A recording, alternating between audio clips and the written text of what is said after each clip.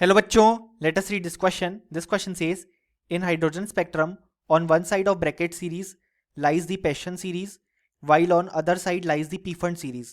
Then the second line of bracket series towards Pfund end is. और हमारे options हैं option A 5 to 4, option B infinity to 4, option C 6 to 4, option D 5 to 3.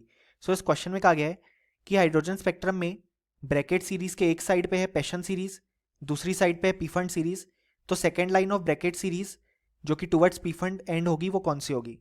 So इस question को solve करने के लिए जो की कॉन्सेप्ट रिक्वायर्ड है हमारे पास वो है concept of spectral lines series.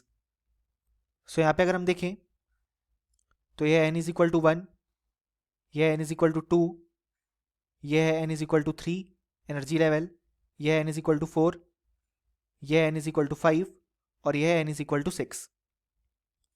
अब यहाँ पे जब लाइन हमारे पास हायर एनर्जी लेवल से n इज इक्वल टू 4 पे आती हैं तो उसे हम बोलते हैं ब्रैकेट सीरीज.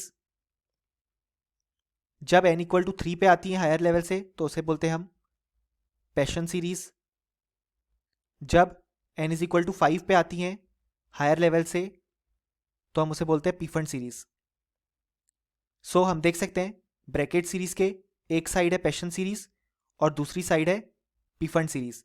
अब हम बताने हैं second line of Brackett series towards पीफंड and कौन सी होगी. सो अगर हम सबसे पहले देखें तो ये हमारे पास होगी first line of Brackett series जिसमें हमारे पास हम देख सकते हैं n2 की वैल्यू है 5 और n1 की वैल्यू है 4.